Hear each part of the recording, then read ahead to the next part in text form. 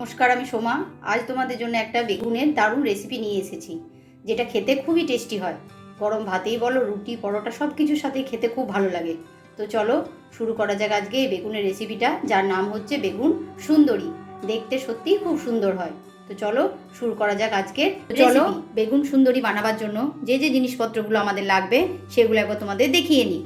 প্রথমেই নিচ্ছি কয়েকটা বেগুনের টুকরো। বেগুনগুলো আমি একটা বেগুনকে লম্বা লম্বা কেটে নিয়েছি, আর বেগুনের একটু বোটাটা রেখে দিয়েছি যাতে এটা ধরতে সুবিধা হয়।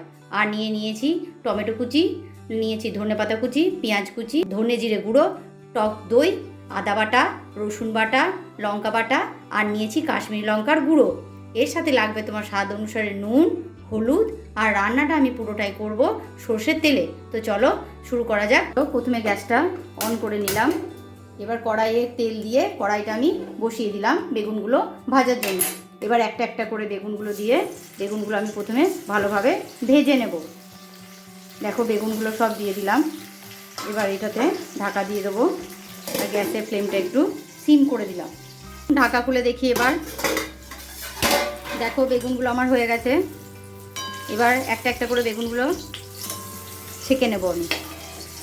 বেগুনগুলো আমি তুলে নিয়েছি। এবার কড়াইয়ে যে তেল আছে সেই তেলটায় প্রথমেই দিয়ে দেবো কুচানো পেঁয়াজটা একটু ফ্রাই করে নেবো প্রথমে। দেখো আমার পেঁয়াজটা হয়ে গেছে। এরপর এর মধ্যে দিয়ে দেবো কুচানো টমেটোটা। এবার ভালোভাবে মিশিয়ে নেব, ঢাকা দিয়ে দেবো। তারপর গ্যাসের আঁচটা একদম সিম করে নেব। টমেটোটা আমার একদম গলে গেছে। এরপর এর মধ্যে একে একে দিয়ে দেবো মশলাগুলো। প্রথমেই দিয়ে দেবো রসুন বাটা,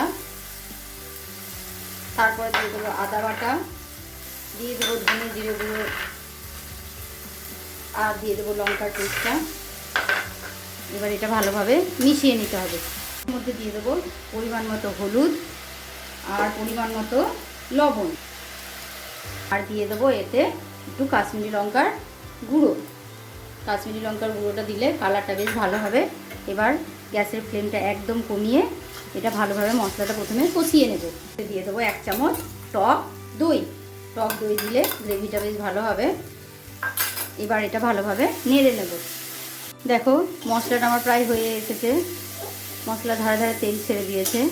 এবার এতে আমি 1 কাপ মতো জল অ্যাড করে দিচ্ছি। তোমরা যেমন গ্রেভিটা খাবে সেই অনুপাতে জল দেবে। দেখো এবার এটা আমি ফুটতে দিয়ে দিলাম। গ্যাসের ফ্লেমটা একটু বাড়িয়ে দিলাম। ফুটে উঠেছে। এটা এবার ভালোভাবে নেড়ে নিয়ে এবার এতে বেগুনগুলো একটা একটা করে আমি দিয়ে দেব।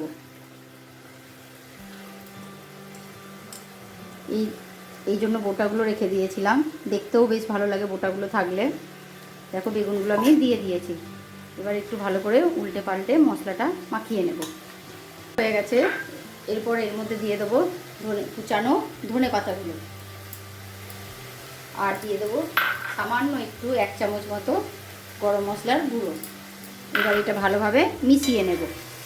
হয়ে গেছে। এবার এটা আমি নামিয়ে নেব। আমার বেগুন সুন্দরী দেখতেও খুব সুন্দর হয়েছে, তাই এর নাম বেগুন সুন্দরী। তোমরা দেখো কি সুন্দর হয়েছে, কত সহজেই বানানো হয়ে গেল এটা। গরম গরম রুটি, পরোটা, লুচি কিংবা গরম ভাতেও খেতে খুব টেস্টি হয়। রান্না যদি তোমাদের ভালো লেগে থাকে তাহলে লাইক, কমেন্ট, শেয়ার করবে। সাবস্ক্রাইব করতে ভুলবে না। ভালো থাকবে, সুস্থ থাকবে। ফিরবো পরের ভিডিওতে। নমস্কার।